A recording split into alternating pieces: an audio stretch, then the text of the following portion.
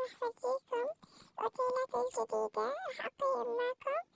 يلا نبدأ. طبعا راح نبدأ من الأول للأخير طبعا. راح نختار أول إشي الأوتيل هذا. طبعا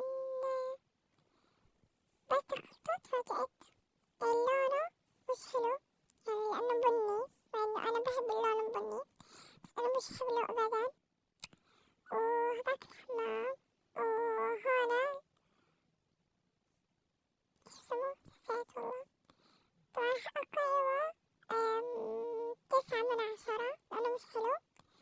راح نختار الثاني.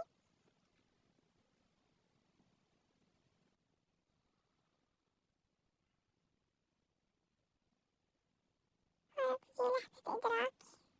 كنت مشكلة في الصح.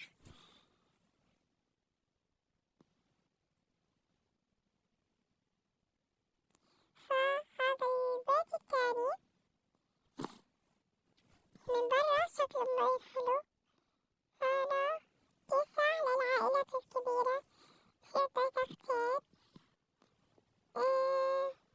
هنا الصوترة ما حبيتها نهائيا، مش حلوة.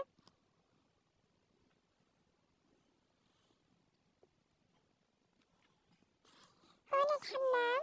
حمام لونه أبيض حلو. طبعا هنا حبتشة. عندنا هنا صراحة الأوتيل الثالث راح نختاره معاكم. صراحة ممتاز للعائلات هاي.